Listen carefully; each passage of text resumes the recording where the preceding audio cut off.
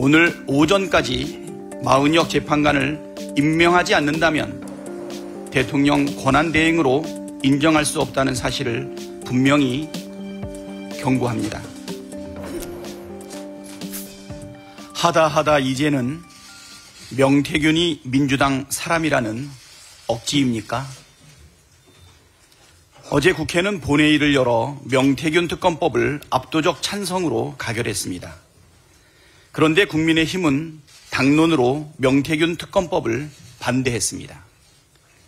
심지어 권성동 원내대표는 명태균이 민주당 사람이라는 황당무계한 주장을 했습니다. 그러면 특검에 찬성하는 홍준표 대구시장도 민주당 사람입니까? 이러다 명태균이 중국인이라는 말까지 나오겠습니다. 아무 말 대잔치 그만하고 자중하기 바랍니다.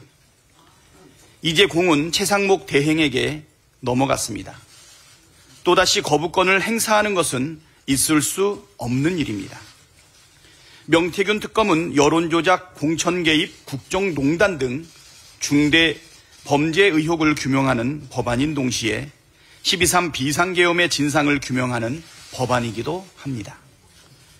공범이 아닌 다음에야 거부할 이유가 없습니다. 최상목 대행은 국회의 권한을 존중하고 명태균 특검을 즉시 공포하십시오. 헌법재판소가 만장일치로 국회가 선출한 헌법재판관 후보자를 임명하지 않은 것은 국회 권한 침해라고 선고했습니다. 당연한 결과입니다. 헌법재판관 9명 중 3명은 대통령이, 3명은 대법원장이, 3명은 국회에서 선출하도록 한 것은 삼권 분립 정신에 기초한 것입니다.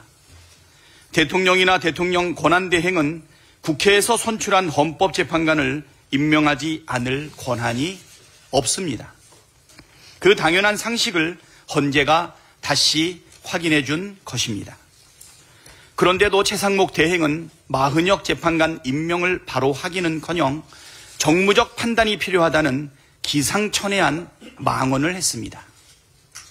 국회에서 선출했으니 바로 임명하라는 것이 헌재 선고의 취지이고 헌법 정신인데 무슨 정무적 판단이 필요합니까? 헌법을 지킬 의지가 없는 것으로 판단할 수밖에 없습니다. 최상목 대행은 마치 자신이 헌법 위에 군림하는 특별한 존재가 된 것처럼 행동하는데 어서 착각에서 깨어나십시오. 이런다고 내란 수습을 방해한 책임을 피하지는 못할 것입니다. 헌법재판관 임명을 선별 거부함으로써 헌재의 온전한 구성을 막고 경호처의 윤석열 체포영장 집행 방해 행위를 수수방관하지 않았습니까? 내란에 동조한 것 아니냐는 의혹과 정황도 존재합니다. 재판관 임명 여부와 무관하게 그 책임을 반드시 져야 할 것입니다.